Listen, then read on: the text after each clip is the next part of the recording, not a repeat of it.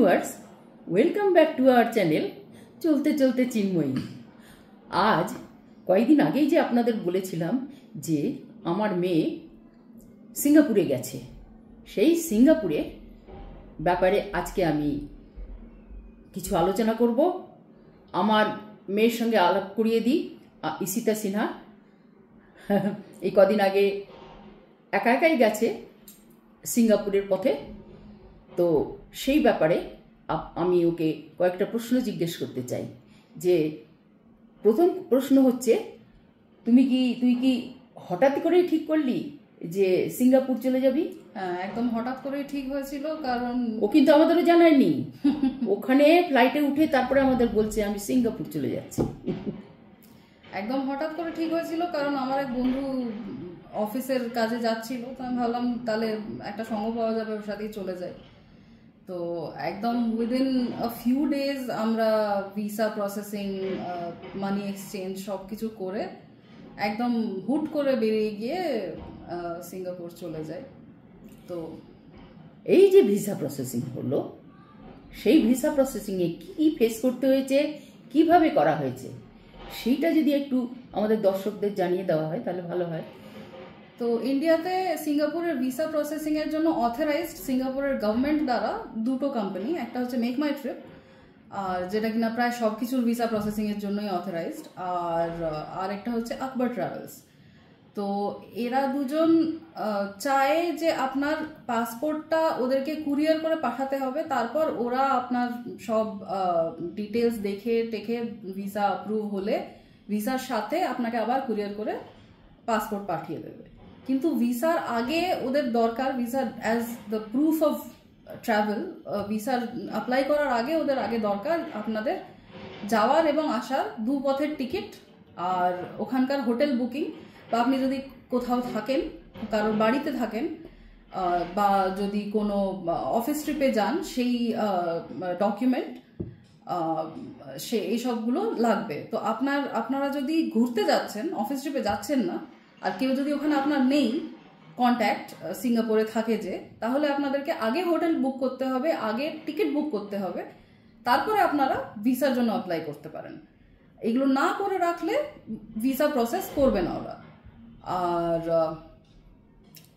আমরা যেহেতু আমাদের পাসপোর্টটা পাঠানোর মানে কুরিয়ার করে মেক মাই ট্রিপ বা আকবর ট্রাভেলসে পাঠানোর আমাদের ইনসিকিউরিটি বোধ করেছে, কনফিডেন্স ছিল না, সেই কারণে আমরা গেলাম একটা ইমিগ্রেশন এজেন্সি আছে HSR লেআউটে ব্যাঙ্গালোরের, তাদের নাম হচ্ছে ট্রাইস্টার ইমিগ্রেশন। তো গুগল ম্যাপসে ওদের ভীষণ ভালো রিভিউজ আছে, তো আমরা ওদেরকে অ্যাপ্রোচ করলাম। ওরা আমাদের পাসপোর্ট ওখানেই দেখে ফেরত দিয়ে দিলেন, এবং আমাদের যে টিকিটগুলো আর যা আমাদের পাসপোর্টের ফটোকপি বা অন্য যা ডকুমেন্টস ওদের লাগে সেগুলোর ফটোকপি নিয়ে ওরা ছেড়ে দিলেন আমাদেরকে, এবং 3-4 দিনের মধ্যে আমাদের ভিসাটা প্রসেস হয়ে আমাদের কাছে ওরা পাঠিয়ে দিলেন ইমেলে আর হোয়াটসঅ্যাপে। ভিসা প্রসেস হয়ে আপনার কাছে আসার পর আপনাকে ফার্স্ট থিং যেটা করতে হবে, অ্যাটলিস্ট যদি আপনার ট্রাভেল ডেটস 3 দিনের ভেতর থাকে, বা 3 দিনের ভেতর থাকবে না ইউজুয়ালি, তো সিঙ্গাপুর পৌঁছানোর 3 দিনের আগে আপনাকে সিঙ্গাপুর অ্যারাইভাল কার্ডের জন্য অ্যাপ্লাই করতে হবে। সেটা অ্যাপ্লাই করলে সঙ্গে সঙ্গেই প্রায় পেয়ে যাওয়া যায়। তো মাই ICA বলে একটা অ্যাপ আছে, ICA equals immigration and check points authority of Singapore basically. তো সেই মাই ICA অ্যাপে আপনাদেরকে কি করতে হবে সেটারও ভিডিও আপনাদেরকে দেখিয়ে দেবো। ওইখানে গিয়ে আপনার ভিসা, পাসপোর্ট ডিটেলস আর আরও কিছু ডিটেলস ওরা জিজ্ঞেস করে, সেইগুলো আপনাকে দিয়ে দিতে হবে। দিয়ে দিলে ওরা আপনাকে আপনার গ্রুপ সাবমিশন না ইন্ডিভিজুয়াল সাবমিশন সেটাও মেনশন করে দিতে হবে। সেই অনুযায়ী ওরা আপনাকে একটা অ্যারাইভাল কার্ড দিয়ে দেবে। ওই অ্যারাইভাল কার্ডটা পেয়ে গেলে তারপর আপনার কি হবে, সিঙ্গাপুরের অথরিটির কাছে আপনাদের ডেটাটা চলে যাবে, যাতে করে সিঙ্গাপুরের যখন ইমিগ্রেশন হবে চেকিং, তখন ওখানে ম্যানুয়াল চেকিং হয় না, ওখানে একদম ফুলি অটোমেটেড। তো আপনার পাসপোর্টটা স্ক্যান করতে হবে ওই মেশিনে, আর আপনার ফিঙ্গারপ্রিন্টটা দিতে হবে, হলেই আপনার ইমিগ্রেশন হয়ে যাবে, আপনি চলে যাবেন। কিন্তু সিঙ্গাপুর অ্যারাইভাল কার্ড ছাড়া যদি আপনি সিঙ্গাপুরে অ্যারাইভ করেন, তাহলে আপনার ইমিগ্রেশন চেক হবে না, আপনাকে ফেরত যেতে হবে। এইবার বল যে ওখানে যে যাবে তার জন্য অর্থের প্রয়োজন। এবার অর্থের প্রয়োজন বলতে আমি যদি কোটি টাকা নিয়েও যাই, ওখানে তো কোনো ব্যাপার নয়, টাকার তো কোনো লেনদেন হবে না। এবার সেক্ষেত্রে এই যে টাকাগুলো এক্সচেঞ্জ করব, সেই এক্সচেঞ্জের ব্যাপারটা একটু ক্লিয়ার করে বল। আচ্ছা, তো এক্সচেঞ্জের জন্য আমরা গেছিলাম প্রথমে তো একটা মিনিমাম এক্সচেঞ্জ করব, তারপরে ওদের ওখানে গিয়ে আবার এক্সচেঞ্জ করতে হবে, দরকার লাগলে করতে পারি। তো আমরা এখান থেকে ব্যাঙ্গালোরে একটা ওরিয়েন্ট এক্সচেঞ্জ বলে একটা কোম্পানি আছে, ওটার দুটো ব্রাঞ্চ আছে, একটা হোয়াইটফিল্ডে আছে আর একটা আর কোথাও আছে, আমার ঠিক খেয়াল করছে না এখন। তো আমরা হোয়াইটফিল্ড ব্রাঞ্চেই গেছিলাম। সেখানে ওরা মানে Orient exchange gives the best rate in Bangalore, সেই কারণে আমরা গেছিলাম ওখানে। তো আমরা ওরিয়েন্ট এক্সচেঞ্জের থমাস কুকের সাথে টাই আপ আছে। তো ওরা একটা থমাস কুকের ফরেক্স কার্ড দেয়, প্রিপেড কার্ড। সেটাতে কার্ড হোল্ডারের নামটা ওরিয়েন্ট এক্সচেঞ্জই থাকে, আপনার নাম থাকবে না। তো সেই হিসেবে আপনি কার্ডটা পাবেন, কিন্তু যে টাকাটা আপনি ভরছেন সেটা আপনি ইউজ করবেন, ওরিয়েন্ট এক্সচেঞ্জ ইউজ করবে না। আর এক্সচেঞ্জ রেটসটা থমাস কুকের থেকে 1000 গুণে ভালো। কয়েক টাকা আপনার বেশি লাগবে, কয়েকশো টাকা আপনার বেশি লাগবে, তার থেকে বেশি লাগবে না। আর টাকা আপনি যদি ডাইরেক্ট এক্সচেঞ্জ করতে চান, আপনার কাছে কারেন্সি নোটস থাকে, আপনি নিয়ে যান, তাহলে আমি রেকমেন্ড করব যে লিটল ইন্ডিয়াতে একটা শপ আছে সঙ্গম এক্সচেঞ্জ বলে, সেটারও আমরা ভিডিওতে পরে আপনারা দেখতে পাবেন, যেদিন লিটল ইন্ডিয়ার ভিডিও দেখাবো। 140 Dunlop street in little India, সেখানে সঙ্গম এক্সচেঞ্জ বলে একটি শপ আছে। সেটাও ভীষণ ভালো এক্সচেঞ্জ রেট দিল আমাদেরকে সিঙ্গাপুরের মধ্যে, অন্য সব জায়গার থেকে ভালো সিঙ্গাপুরের মধ্যে, যেখানে আমরা চেক করেছি। ওরা অনেক ট্রাই করেছে। হ্যাঁ, তো সেই কারণে আমরা সঙ্গম এক্সচেঞ্জকেই রেকমেন্ড করছি। এয়ারপোর্টে কখনো আপনারা ফরেক্স করবেন না, কারণ এয়ারপোর্টের রেটস ভীষণ ডিসমাল, একদম বাজে। আর কোনো এটিএম থেকে কখনো আপনারা ইন্ডিয়ান টাকাকে সিঙ্গাপুর ডলার উইথড্র করলেন, এটা কখনো করবেন না, প্রচুর ফরেক্স চার্জ কাটবে। আর কোনো আপনার কাছে যদি ফরেক্স ওয়ালা ক্রেডিট কার্ডও থাকে, তাহলেও তাদের মিনিমাম এক্সচেঞ্জ রেট 2% 3% থাকে, তারা চার্জ কাটে। তো সেগুলো করা মানে অ্যাডভাইজেবল নয়। আর আমরা আরেকটাও কার্ড আমরা কনসিডার করছিলাম, যেটা হচ্ছে ফেডারেল ব্যাংকের ফি ফরেক্স ডেবিট কার্ড। তো ওটাতে 30,000 টাকা মিনিমাম ভরতে হয়, আর আরো কিছু ভরলে ওরা একটা মানে ফরেক্স ফ্রি মানে চার্জ ফ্রি অ্যাকাউন্ট বানিয়ে দেয় আপনার, যেটা কিনা আপনি ওখানে গিয়ে ইউজ করতে পারেন, ফরেক্স কার্ডের চার্জ লাগে না। কিন্তু that card didn't work out for us, কারণ ওটার কেওয়াইসি নিয়ে ঝামেলা হলো, কিছুতেই ওটা অ্যাক্টিভেট ঠিক করে হলো না। তো আমরা আর ওটা ইউজ করিনি। We just went ahead with the Thomas Cook forex prepaid card given to us by Orient Exchange. Thumb impression দিয়ে করে কি এই টাকাটা তোলার ব্যাপারটা, এই কার্ডটা ওখানে সব জায়গাতে ট্যাপ করা যায়। আমরা যেরকম এখানে, তোর অসুবিধা হলো কেন? কিসের? ফি ফরেক্স কার্ডের। ফি ফরেক্স কার্ডটাই অ্যাক্টিভেট ঠিক করে হলো না। আচ্ছা, তো ওটা কেওয়াইসি নিয়ে ঝামেলা হচ্ছিল, কিছুতেই ওরা কেওয়াইসিটা অ্যাপ্রুভ করছিল না। তো সেই কারণে অনেক ফরেনে গেলে এরকম নানান রকম অসুবিধা হবে। আমাদের যেহেতু মানে কয়েক দিনের মধ্যে যাওয়ার ছিল, তো ওই মানে টানাপোড়েন এদিক ওদিক করা আমাদের দ্বারা হলো না কেওয়াইসি নিয়ে। তো আমরা ছেড়ে দিলাম, ফি ফরেক্স কার্ডটা আর ইউজ করলাম না। আমরা থমাস কুকের ওরিয়েন্ট এক্সচেঞ্জের দেওয়া থমাস কুকের কার্ডটা দিয়েই সব হলো আমাদের। টিকিট বুকিং, হোটেল বুকিং এসব বলতে হবে। তো বিফোর ভিসা প্রসেসিং যেহেতু আমাদের টিকিট আর হোটেল বুকিং এর লাগবেই লাগবে, তো সেই কারণে আমরা ভিসা অ্যাপ্লাই করার জাস্ট আগে we just checked all the flights that were available. তো আমরা দেখলাম যে IndiGo was the cheapest available ওই টাইমে, ওই কদিনের মধ্যে ফ্লাইট যেহেতু বুক করছি। তো ইন্ডিগোর বোথ অনওয়ার্ডস অ্যান্ড রিটার্ন আমরা ইন্ডিগোতেই বুক করেছিলাম। যাওয়ার ফ্লাইটের দুটো অপশন ছিল, একটা ছিল মুম্বাইতে 2 ঘন্টা লে ওভার, আর একটা ছিল চেন্নাইতে 8 ঘন্টা লে ওভার। আর ফেরারটা আমরা একদম ডিরেক্ট ফ্লাইট পেয়েছিলাম, কোনো অসুবিধা হয়নি, কিন্তু যাওয়াটা আমরা কনফিডেন্ট ছিলাম না যে 2 ঘন্টায় আমরা ওই টার্মিনাল টু টার্মিনাল ট্রান্সফার করে তারপর আবার ইমিগ্রেশন করে সব কিছু শেষ করে 2 ঘন্টায় আমরা করে নেক্সট ফ্লাইটটা মিস যাতে না করি, সে কারণে মুম্বাই হয়ে ফ্লাইটটা না নিয়ে চেন্নাই হয়ে ফ্লাইটটা নিলাম, যেটা 8 ঘন্টা লেওভার ছিল। সেটাও আপনারা দেখতে পারবেন, বহুত বকেছি, 8 ঘন্টা লেওভার রাখবেন না, 4 ঘন্টা মোটামুটি লেওভার থাকলে ইটস এনাফ। 2 ঘন্টাও কম পড়ে, আর 8 ঘন্টাতে অত্যন্ত বেশি হয়ে যায়। খাবার দাবার নানা রকম প্রশ্ন আছে, তো একটা মানুষ তো শুধু যাওয়ার জন্যই যাওয়া হয় না, তার মাঝখানে এই যে টাইম ইন্টারভ্যালটা, তার মধ্যে খাওয়াটা একটা বড় কথা, তারপরে রেস্টের ব্যাপারটাও একটা বড় কথা, যে আমি 8 ঘন্টা যদি লেওভারে কাটাই তাহলে আমার রেস্টটা কখন পাওয়া যাবে, এটাও একটা বড় কথা। আর হোটেল বুকিং এর জন্য আমরা তৎক্ষণাৎ একটা হোটেল, মানে যেটা সব থেকে মানে ইজিলি পাচ্ছিলাম আর মোটামুটি একটা প্রাইস রেঞ্জের মধ্যে, সেটা আমরা দেখেছিলাম হোটেল বস ইন সিঙ্গাপুর, একদম কাম্পাংগ্লাম এরিয়ার কাছে ছিল হোটেল বসটা। তো সেটা চট করে বুক করে আমরা ভিসা অ্যাপ্লাই করে দিয়েছিলাম। ভিসাটা আসার পর we checked for other better options for hotels. তো হোটেলের ব্যাপারে বলে রাখি, হোটেলের সঙ্গে হোটেল বুকিংটা বিভিন্ন ব্যাপারের সঙ্গে সম্পৃক্ত হয়। কেমন কি, ধরুন আপনার অফিস আছে, আপনি অফিসের কাছাকাছি, মানে যাতায়াতের ব্যাপারটা একটা বড় ফ্যাক্টর, অফিসের কাছাকাছি হোটেল নিতে পারবেন আপনি। অফিসের লোকেরা ইউজুয়ালি হোটেলটা বুক করে দেয় যদি অফিস ট্রিপে যাও।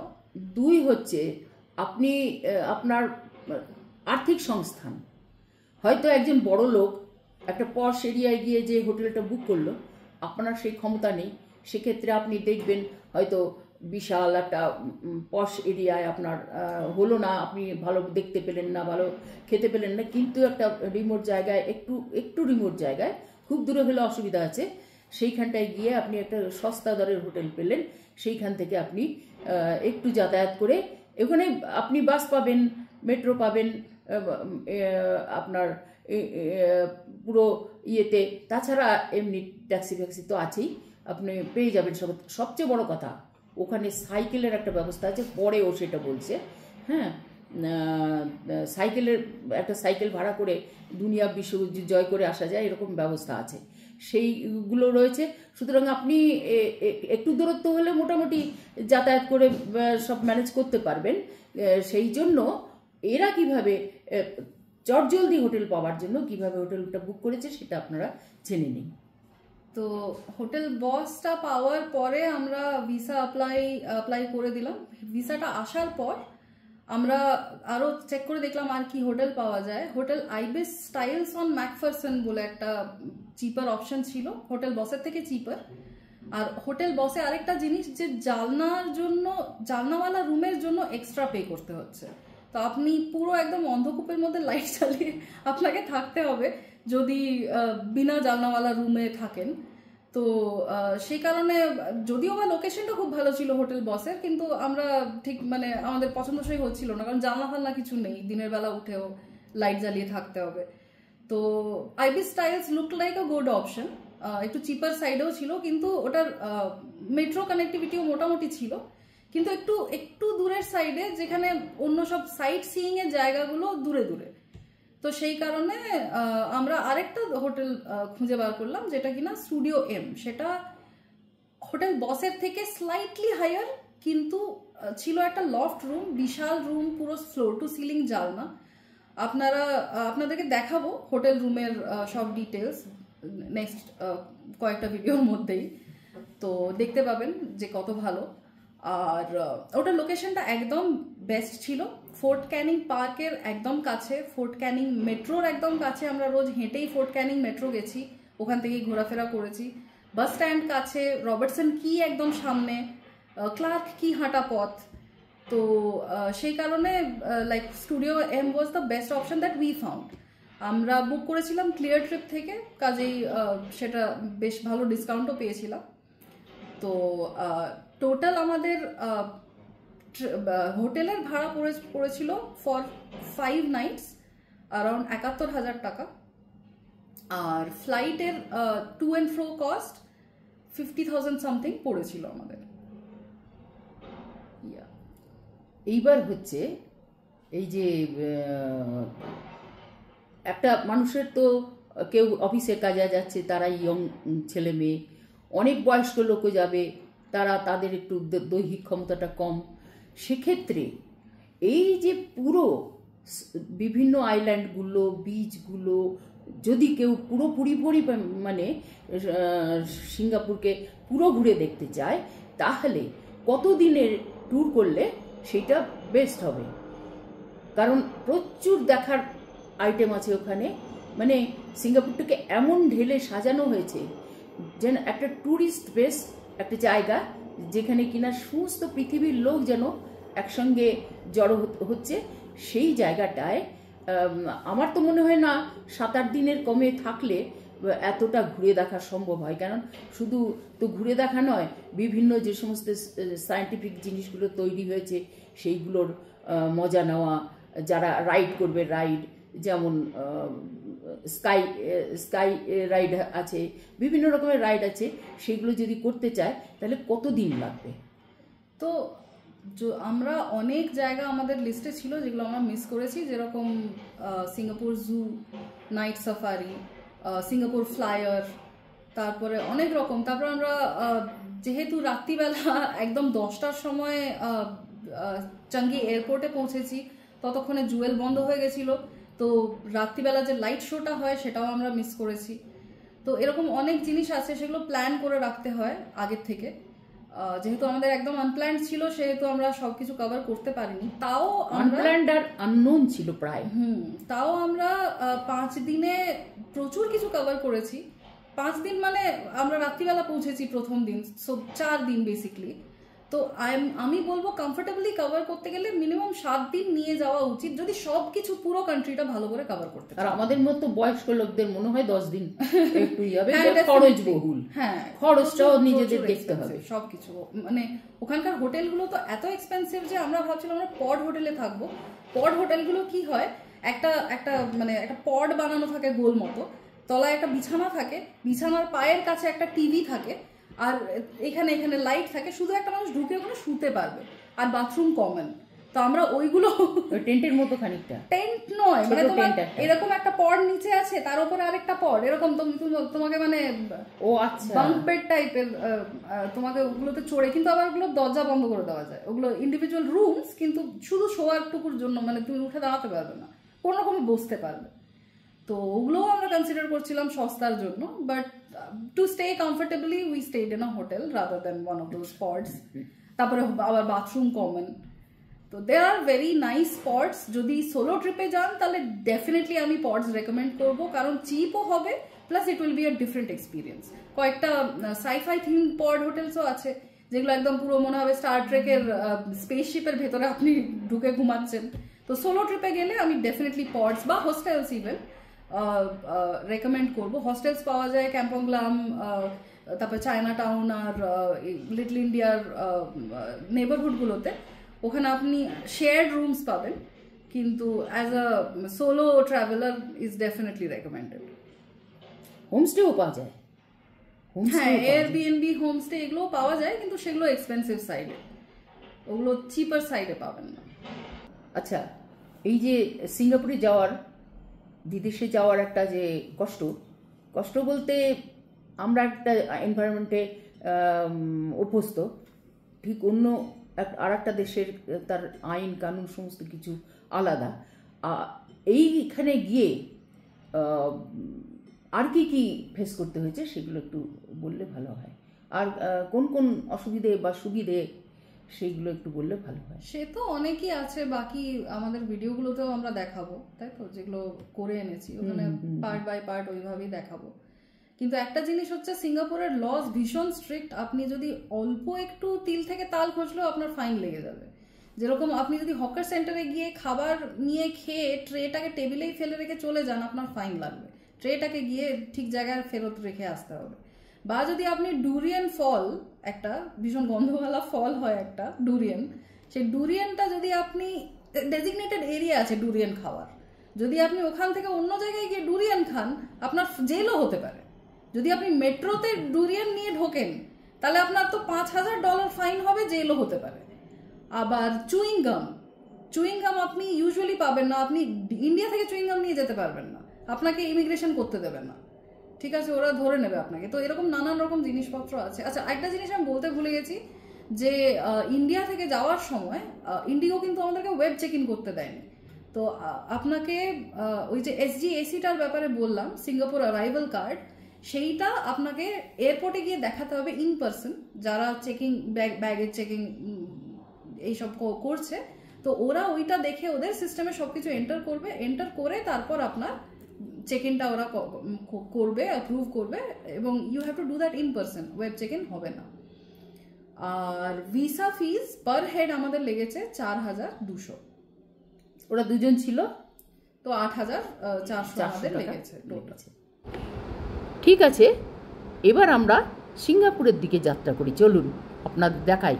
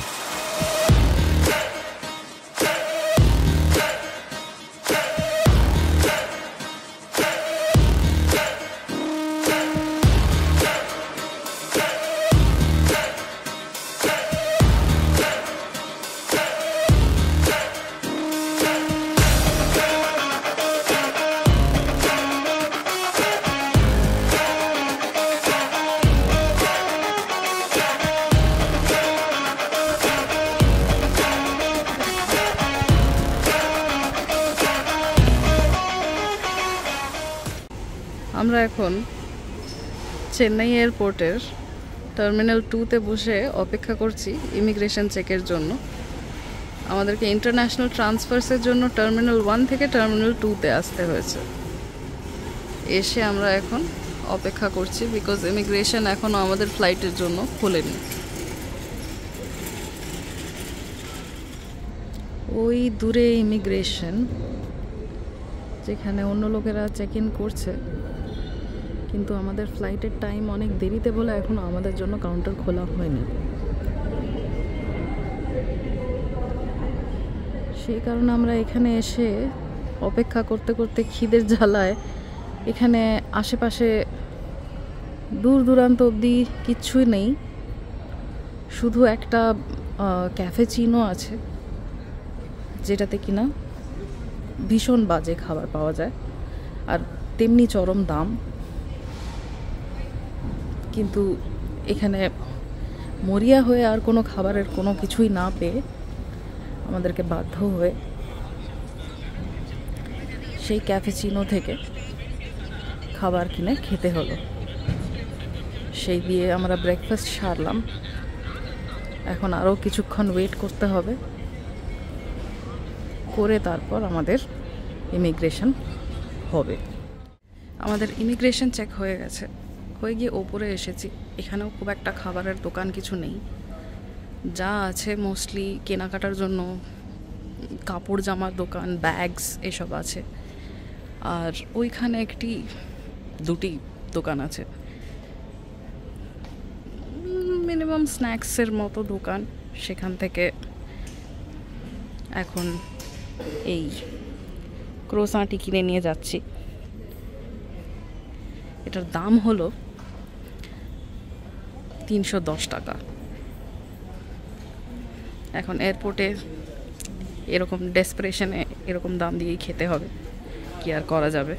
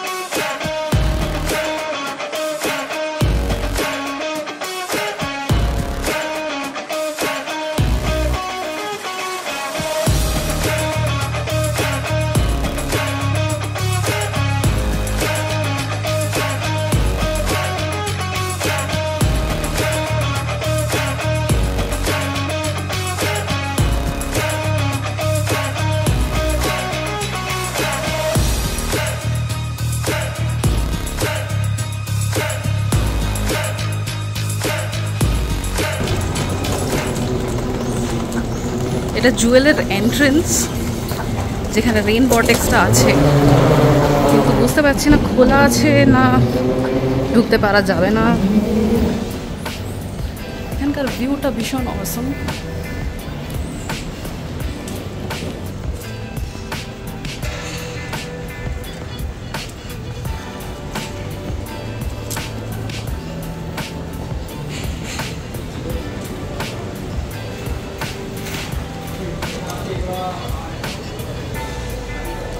ওই সামনে রেইন ভর্টেক্সটা দেখতে পাচ্ছি, কিন্তু এই মুহূর্তে সেটা বন্ধ আছে।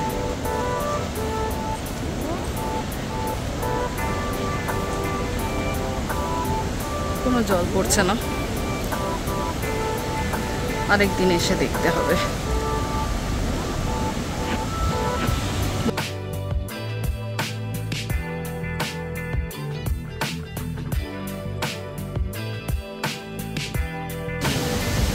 একটা ফরেস্ট ট্রেল এয়ারপোর্টের মধ্যে এরকম বানিয়েছে,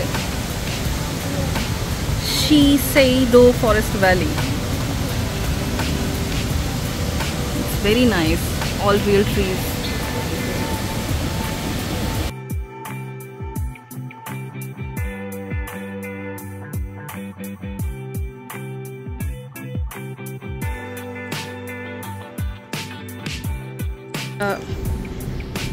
বেরিয়ে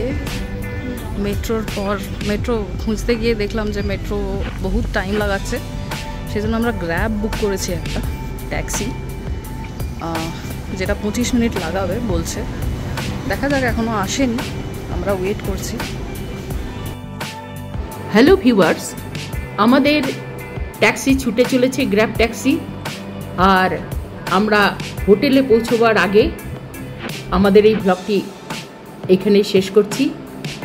এই ব্লগটি যদি আপনাদের ভালো লাগে তবে লাইক অ্যান্ড শেয়ার করবেন, আর সেই সঙ্গে সাবস্ক্রাইব করে বেল আইকনটি টিপে দেবেন যদি না সাবস্ক্রাইব করে থাকেন। আজ এখানেই শেষ করলাম, পরের ব্লগে আবার দেখা হবে।